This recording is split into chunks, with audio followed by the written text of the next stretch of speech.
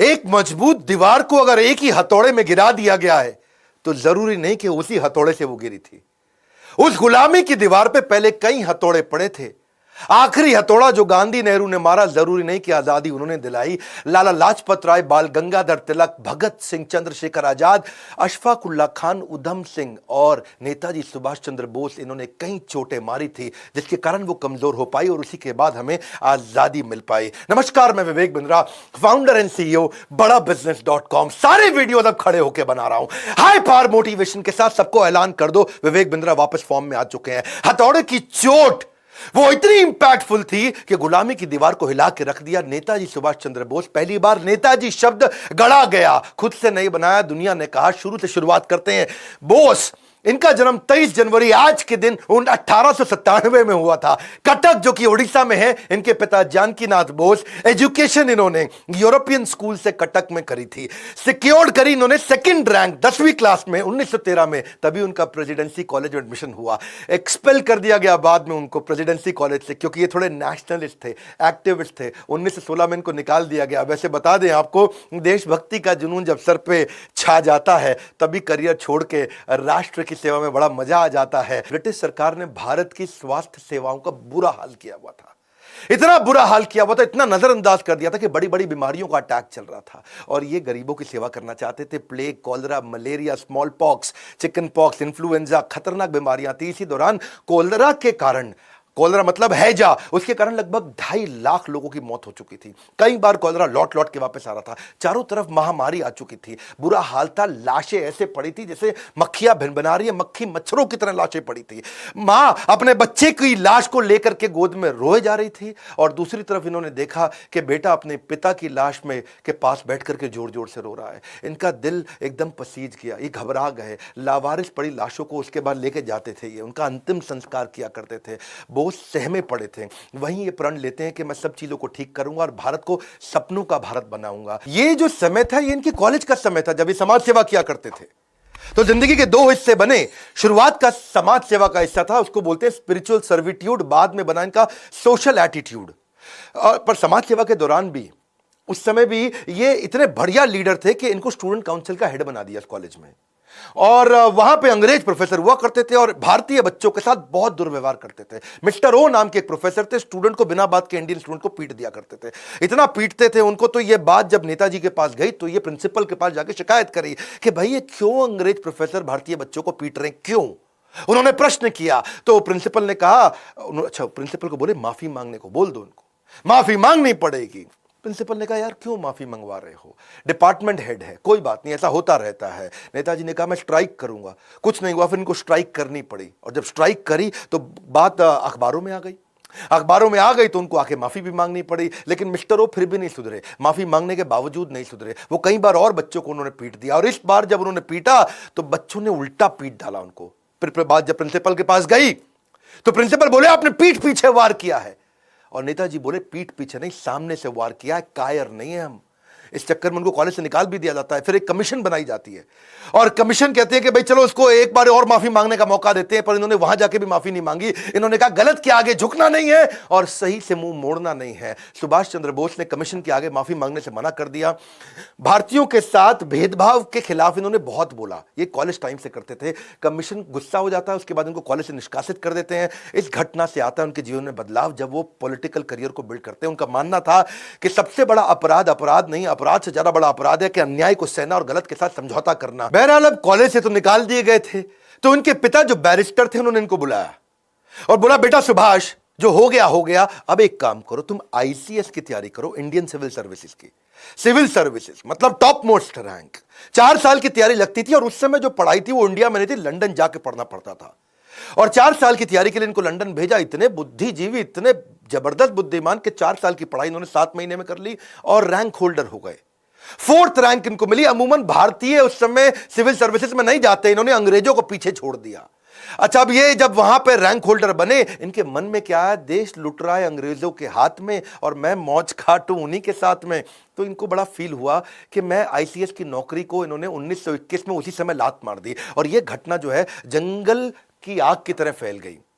और अब उसके बाद ये आग की तरह फैल गई। अंग्रेज बड़े हैरान हुए कि भाई पहला आदमी भारतीय जो आईसीएस की नौकरी को लात मार रहा है। किसी को विश्वास नहीं हुआ, पहले कभी किसी ने छोड़ी नहीं थी। इनके पिता ने, बड़े भैया ने, सबने समझाया, पर जब राष्ट्र प्रेम का शोला दिल में घर कर जाता है, फिर दुनिया का हर सुख फीका नजर आता है। इन्होंने कहा कि भाई मेरा जन्म देश को लूटने के लिए नहीं बल्कि देश के लिए कुछ करने के लिए हुआ है। तो लोग हैरान हो गए और लोग उनसे मिलना चाहते थे, उनको देखना चाहते थे, उनके विचारों को जानना चाहते थे कि कौन है वो व्यक्ति जिसने मखमलों वाले बिस्तर को छोड़ करके कांटों भरी जमीन को चुना है केवल देश सेवा के लिए। वापस जब ये पानी के रास्ते मुंबई आए तो हजारों हजारों लोगों की भीड़ आ गई। हजारों लोग उनको देखने के लिए आए कि भाई कौन है ये आदमी। तो मुंबई में हजारों लोगों की भीड़ देख के उन्हें एक बात समझ आ गई, छोटी सी आईसीएस की नौकरी को लात मारने में इतने लोगों ने विश्वास किया, अगर मैं मेहनत करूं तो पूरे देश को इकट्ठा कर सकता हूं। उनकी as a leader thinking lateral out of the box, macro thinking थी, बड़ी थिंकिंग थी। महान व्यक्ति की यह पहचान है कि वो भविष्य की परिस्थितियों को, वर्तमान को देखते हुए पहचान लेता है। अब 1928 के दौरान कांग्रेस एक मजबूत आंदोलन बन चुका था और सुभाष चंद्र बोस, गांधी और नेहरू के साथ उनके मतभेद थे पर मनभेद नहीं थे, अंदर से दोस्त थे। वो सम्मान करते थे, गांधी को अपना गुरु मानते थे। उन दिनों लॉर्ड इरविन हुआ करते थे, उस समय के वाइसराय थे। उन्होंने गांधी जी को कन्विंस कर लिया, सहमत करा लिया कि भाई डोमिनियन स्टेटस दे देते हैं, ये भी एक फ्रीडम है। अब आप फ्री हो जाओगे, आपको डोमिनियन स्टेटस मिल गया, आप अपनी सरकार चलाओगे, अपने इलेक्शन करोगे। और उन्होंने इस प्रस्ताव को कलकत्ता अधिवेशन में प्रस्तुत किया कि भाई डोमिनियन स्टेटस ले लो। अच्छा, ये इनको पसंद नहीं आया। सुभाष चंद्र बोले डोमिनियन स्टेटस नहीं चाहिए, मुझको कंप्लीट फ्रीडम चाहिए। उन्होंने इसका कंप्लीट फ्रीडम के लिए बहुत झगड़ा किया, क्योंकि उन्होंने समझाया कि भाई डोमिनियन स्टेटस का मतलब है आप ऑटोनोमस कम्युनिटी तो हो जाएगी लेकिन चलाएगा ब्रिटिश एम्पायर। और पूर्ण स्वराज, कंप्लीट इंडिपेंडेंस का मतलब है कंप्लीट टोटल इंडिपेंडेंस। भाई सरकार अगर भारतीय चलाएंगे और पॉलिसी ब्रिटिश हुकूमत देगी तो डोमिनियन स्टेटस का क्या फायदा। अगर सरकार चलाने और पॉलिसी बनाने दोनों के अधिकार भारतीयों को मिलेंगे, उसी का फ्रीडम हमारे को चाहिए। क्योंकि डोमिनियन स्टेटस का एक ही मतलब है कि आप कोई डिसीजन नहीं ले सकते डिफेंस पे, कम्युनिकेशन पे और फॉरेन रिलेशन पे, लेकिन अगर कंप्लीट फ्रीडम मिल गया तो आप कोई भी डिसीजन ले सकते हो। तो डोमिनियन स्टेटस का प्रभाव ऐसा पड़ता कि भारत अपनी ना तो सैन्य शक्ति पे काम कर सकता था, भारत दूसरे मुल्क के साथ अगर कोई व्यापारिक रिश्ते बनाना है तो वो खुद से कर नहीं सकता, ब्रिटिश असेंबली से जाकर उसको परमिशन लेनी पड़ेगी।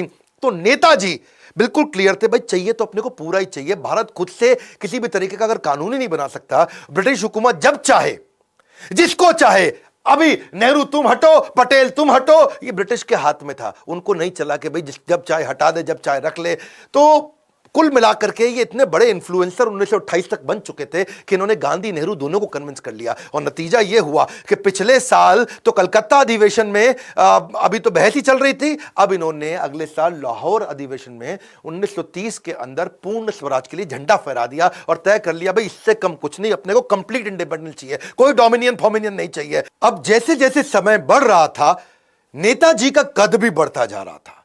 1939 का समय आया और तब गांधी जी को अच्छा नहीं लग रहा था कि ये थोड़े गरम दल वाले बन रहे थे, क्योंकि गांधी नेहरू वगैरह तो थोड़े नरम दल के थे और ये चाहते थे कि भाई अब दुनिया भर में लड़ाइयां हो रही है तो अब हमें भी लड़ना चाहिए, क्योंकि वर्ल्ड वॉर 2 का टाइम आ गया है। इस समय अंग्रेज कमजोर हो जाएंगे, क्यों नहीं उनको हरा दिया जाए इस टाइम पे, इस टाइम उनको तोड़ा जाए। गांधी बोले नहीं नहीं, मुझे आपका तरीका पसंद नहीं, क्यों ना इलेक्शन करा ले। तो तब प्रेसिडेंट की पोजीशन के लिए इलेक्शन का समय आया। अब गांधी ने क्या किया, इनको हटाने के लिए उन्होंने अपना आदमी लगा दिया, सीतारमैया।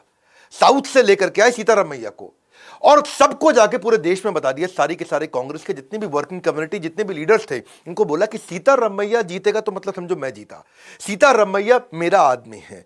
और उन्होंने सीतारमैया के लिए कैंपेन करना शुरू कर दिया। इधर नेताजी सुभाष चंद्र बोस भी उनका आशीर्वाद लेकर के इलेक्शन के लिए आगे बढ़े और जब चुनाव के नतीजे आए तो सब हैरान हो गए। गांधी जी की उम्मीदों के विपरीत नतीजे आए। सीतारमैया को 1375 सीट मिली, सुभाष चंद्र बोस को 1580 सीट मिली। आपको यहां समझना पड़ेगा, यहां समझिए कि सुभाष चंद्र बोस का कद बहुत बढ़ चुका था, लोग गांधी से ज्यादा उनको पसंद करने लगे थे। यह ध्यान देने वाली बात है।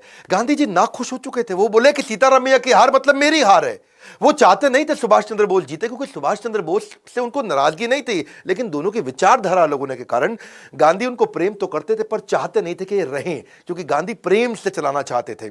गांधी बोले कि इस समय हमारा शत्रु समस्या के अंदर है, वर्ल्ड वॉर 2 की तरफ जा रहा है, तो अब हमारे को उसे तंग नहीं करना चाहिए। सुभाष चंद्र बोले ये क्या तरीका हुआ, जब पूरी दुनिया लड़ रही है तो आप क्यों इधर थप्पड़ मार लो, इधर थप्पड़ मार लो।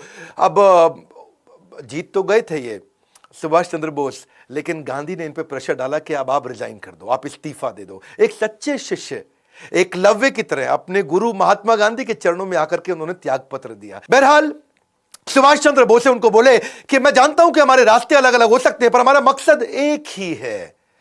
पर अब इनको क्योंकि बाहर कर दिया गया, तो अब कांग्रेस तो उनको सपोर्ट कर नहीं रही थी, क्योंकि ये बाहर हो गए थे।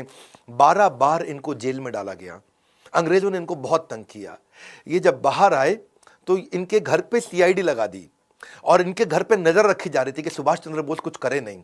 सुभाष चंद्र बोस ने सोचा कि अब देश में बात नहीं बन रही है। इन्होंने कांग्रेस को एनकरेज किया कि आप करते रहो जो कर रहे हो, आप गांधी को सपोर्ट करो। ये इतने इंटेलेक्चुअल थे, इतने बुद्धिमान थे कि ये बाहर निकल आए देश से। इन्होंने मन सोचा कि मैं देश से बाहर निकल करके मैं क्यों नहीं ग्लोबल अलायंसेस बिल्ड करूं, ग्लोबल जियोपॉलिटिकल एडवांटेजेस लेके आऊं। मेरी बात सुनना ध्यान से। उस समय वर्ल्ड वॉर 2 में ना 2 तरह की लड़ाइयां थी। एक था एक्सिस अलायंस, एक अलाइड पावर। एक्सिस अलायंस में कौन था? Germany, Italy, Japan. ये वर्ल्ड वॉर 1 में भी हारे थे, 2 में फिर इकट्ठे आ गए। अलाइड पावर में कौन था? वहां पे था भाई इंग्लैंड, फ्रांस, पोलैंड, यूएसए और सोवियत यूनियन। ये एक साथ थे। ये वर्ल्ड वॉर 1 में भी जीते थे, ये दोबारा एक साथ आ गए थे। अब इन्होंने सोचा कि दूसरा वर्ल्ड वॉर शुरू हो गया है और भारत के अगेंस्ट है ब्रिटेन। ब्रिटेन है एलाइड पावर। अब ब्रिटेन एलाइड पावर है तो मैं क्यों नहीं एक्सिस में किसी का सपोर्ट ले लूं।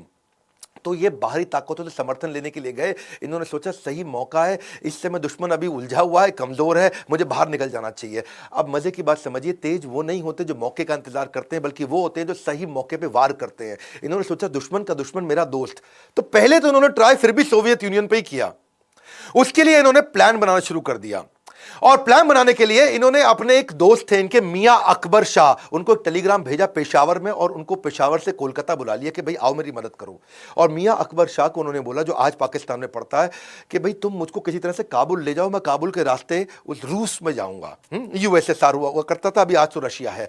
तो अपने भतीजे शिशिर थे इनके, उनकी मदद से इन्होंने गाड़ी लिया। गाड़ी में सीआईडी से बचते बचाते पिछली सीट के नीचे लेट के, दब के, छुप के ये निकले। वो उन्होंने उसको कलकत्ता से धनबाद छोड़ा, धनबाद से इनको काबुल और काबुल से मॉस्को जाना था। अब वही है, नेताजी सुभाष चंद्र बोस वहां रविंद्रनाथ टैगोर गाया करते थे कि जोरी तोरो डाक सुने क्यों।